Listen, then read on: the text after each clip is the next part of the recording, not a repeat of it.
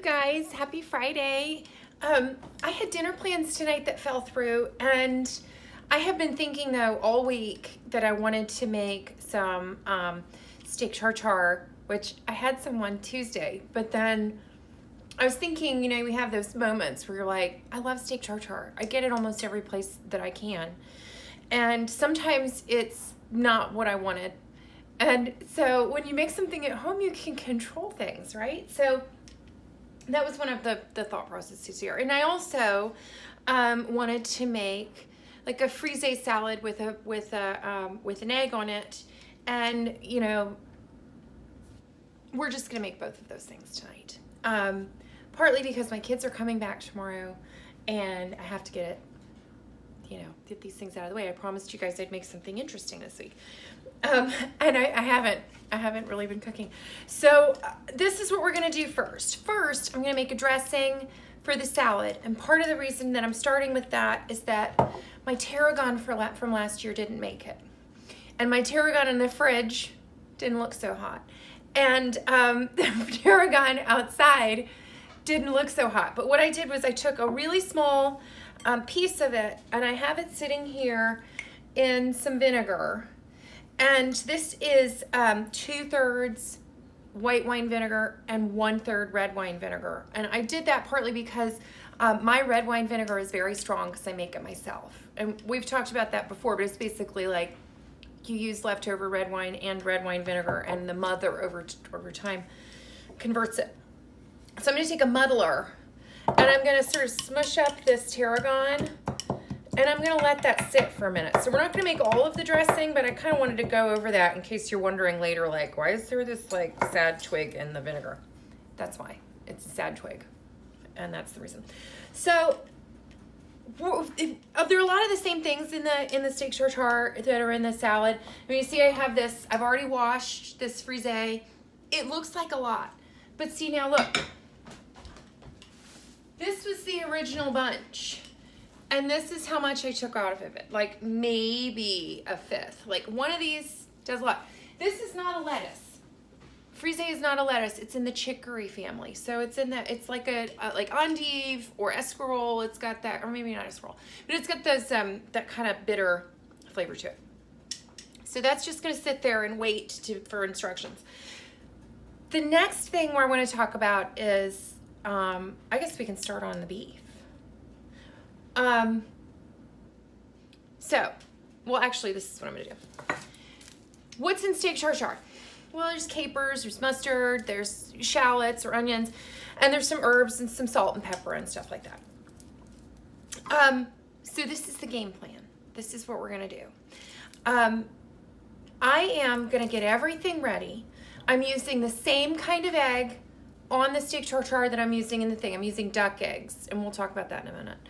And then we'll cook the egg, and we'll put it on the salad after everything else is done. Okay? So I did sharpen the knives.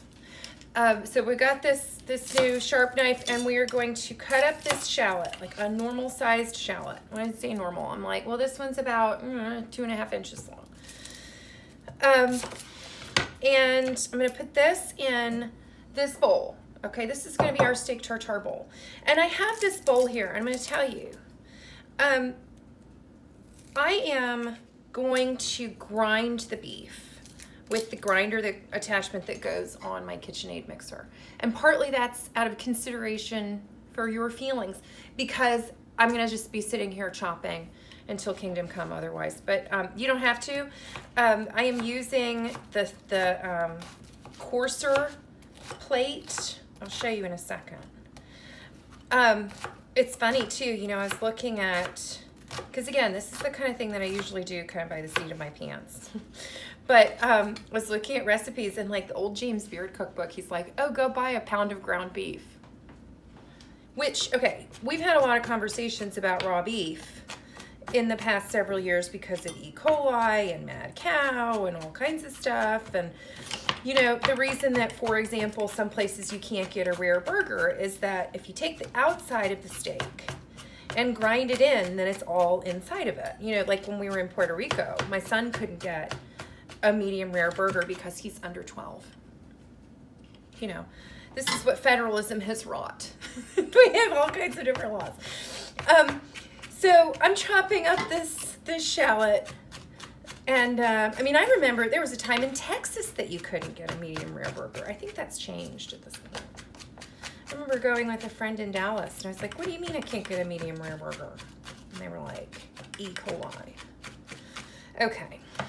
I mean, nobody wants to get E. coli, but, you know, it's also sort of, anyway, we don't need to talk about that. So there's a lot of shallot here. It looks like a lot. I might not use all of this. I would rather just use a couple tablespoons. So I'm going to save this for something else, and I mean, sometimes I would put it on my salad, but having that much raw shallot in my thing, I'm going to leave it alone.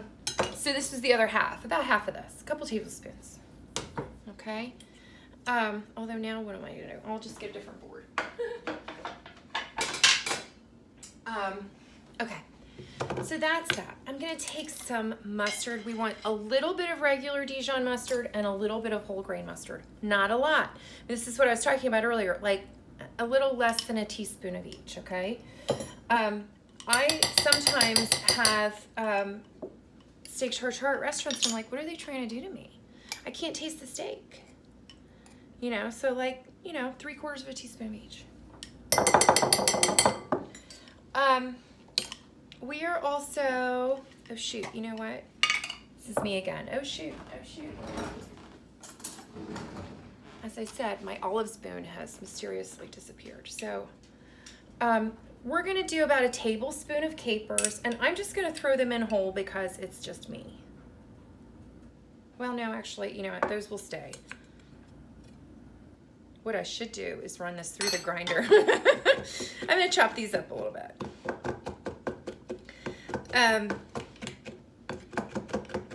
Okay, I'm gonna chop that up a little bit. There we go. So about a tablespoon of capers, chopped or not chopped. And another thing we're gonna do is I want to do about a tablespoon of Worcestershire. Now, I'm gonna do it in my dirty mustard spoon, which is a teaspoon, but a tablespoon is 3 teaspoons, okay? And the reason I'm doing that is that I want to keep my tablespoon clean for my other things. So at this point, we can talk about the steak. So basically what's going on here is this. We have steak, we have capers, shallots, mustard. We're going to add you know, some pepper and some other things. Now I have this, salt. I think that's what I mean by some other things. Where's the little opening? Oh, there it is. I have a New York strip steak here, which I bought today. Even though I've been planning to do this all week, I just bought it this afternoon. Now I got a grass-fed one partly because it's lower in fat. Like, you know, fat is great when you're grilling something and it's all gonna come out, it's gonna go all over the meat. It's not great when you're just chomping on it, okay? So I'm gonna take, now my hands are whatever. But also this is the reason that you use New York, okay? Don't use a ribeye, don't use anything super fatty. You can, you wanna use filets mignon, but it's a little more expensive and it's kind of no point. So this is what I'm gonna do. I'm going to, and you can ask the butcher to do this for you, and I probably should have. But it was a little wild over at the Whole Foods on a Thursday at 4. There was a lady, there's a line behind her, and she was dickering over whether it was, you know, 2.3 pounds or 2.5. I say, take the extra. Be happy with it. You know, we cannot be slavish to recipes in this way. Oh, Winston. I will give you some of this, but I'm not going to give you the fat. So I'm just trimming this top piece of fat off. It's pretty well trimmed already. And you know, in some cases, if you're gonna just get a whatever steak, I would trim off the outside, but I don't have a meat slicer, I don't feel like doing that. We're gonna be living dangerously. I know that this was butchered this afternoon. It just was, it's Whole Foods. It's a high volume place. We're living dangerously. I probably should have taken my rings off. Okay, so I'm gonna cut this up into chunks. And I think this was about 12 ounces. I probably should have saved half of it and just grilled it later. And I'm going to show you. So this grinder that goes on the KitchenAid mixer, it looks like this, right? And you put the meat in here. Don't mix up your muddler with your pusher. It comes with a pusher, and you chipped over my thing. You push the meat down through here. It goes through the things. It's extruded through there. It's great. So you know how like on the end of the KitchenAid mixer, there's this like little nut. You take that off. You take off this little guy. And you stick this in, and the it's sort of like a hexagonal shaped driver that fits into the motor. Oh, shoot. I just got mustard on my screw. My hands are slippery from beef fat. It's like, oh, I know why it's not going in. There we go. Now it's going in. Okay, so you screw that on so it doesn't move anywhere. Take the paddle out. You know, take this guy out, because when this goes, the whole thing's gonna turn around too, just like normal. So I'm gonna take these pieces, and this is, you know, I do this sometimes when I need pork for something. And it's just gonna get extruded through there. You know, like if you can't get ground chicken, or if you can't get something, you know, you can do it yourself. And, you know, you do kind of need to push it down through and give it a little help. I mean, one of the things with maybe using like a thicker cut, this one was not terribly thick. Or, you know, you can get one of those whole New York strips. Strip loins. They sell them at Costco. But personally, I think I'd rather get a Whole Foods thing. I mean, this is another, you know, I don't know many people who make their own steak tartare. But like, if you're gonna trust a restaurant and you can't see their kitchen and what they're doing, you should trust yourself. You got me? Okay. While that's finishing, I'm gonna wash my hands.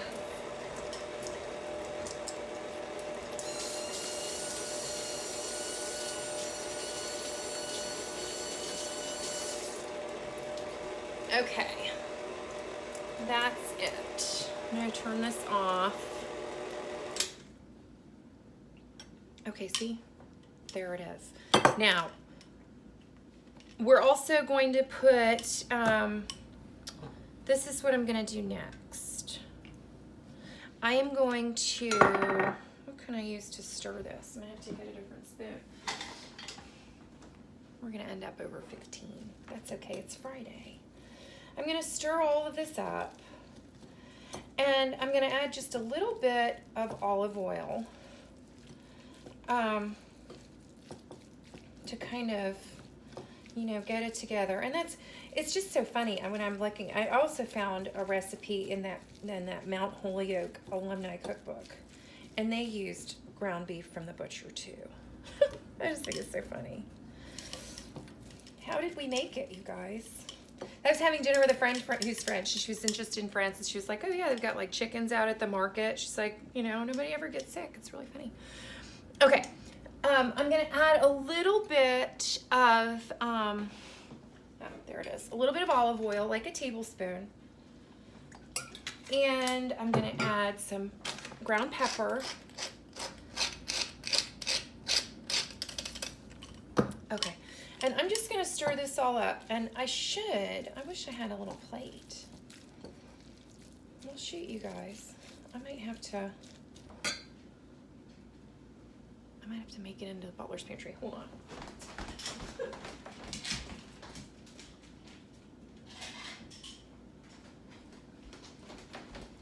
Now, if I were at a restaurant, I would form this into a beautiful little mound. Okay? So this is what it looks like right now. It's not, you know, it's rinsed it off. And we're gonna add the egg in a minute, okay? I'm gonna put this on the plate. That's actually a lot of steak tartare. I'm actually gonna take half of this off, because that's a lot. I guess you know, if I ate that steak, it's the same thing, but you know, maybe we'll do like 2/3 of it. because that was about a 12-ounce steak. Okay, there's that. It's not like beautiful like it would be if I formed it with my hands, but I'm not gonna form it with my hands right now because I gotta do other stuff. I have this duck egg. Why duck eggs? Well, they have a little bit of a bigger yolk. And I don't know why else duck eggs, but we're just gonna use the yolk. So I have my egg separator, and I'm going to, which hangs off the side, right? I couldn't find my bigger one. This is the thing, you guys. Okay, get off of there, white. Sometimes you have to pull on it a little bit. Okay, so I've got my yolk, my beautiful duck egg yolk, and I'm just gonna put that gently on top here. Ooh, it's sliding around a little bit. Okay, and I'm gonna leave that for a second. And I'm going to, Winston, no! Winston very much thinks he deserves the duck egg yolk. I have reserved this this white here, and I am going to now do our duck egg for our salad. Oh no, we should make our salad dressing first. I keep being like, oh shoot. This is one of the things, is when I am making something at the same time, we have orders of operation. It's like middle school math. Okay, so the next thing I'm gonna do is make the dressing. And it's 3 tablespoons of vinegar, which I had the tarragon in, and 5 tablespoons of oil. And, you know, I'm actually gonna do probably 4. Well, we'll do 5. And be proper. It's very easy. And then we're gonna do, oh, now that spoon's dirty too.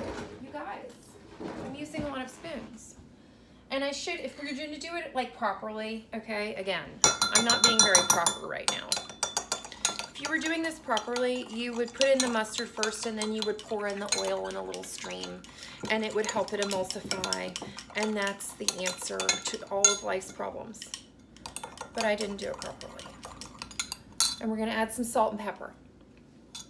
And a note on salt. I am not usually a finishing salt kind of person, but for this kind of thing, I'm gonna put some fleur de sel on top of the egg and on top of the steak tartare right before I eat it, okay? I'm gonna get this away. And now, the last thing we need to do, and the other thing I wanna talk about is I'm gonna use some little fine herbs. This is chervil, and I have some chives and some parsley, and the parsley was beginning to flower, so I cut off one of the flower stalks, and I'm gonna use some of that. I'm gonna chop that up and put it on top of both of those things. I'm gonna do it at the end. You don't need to see me do that. You know what I'm gonna do, right? Because we're already 18 minutes. I spent a lot of time talking today.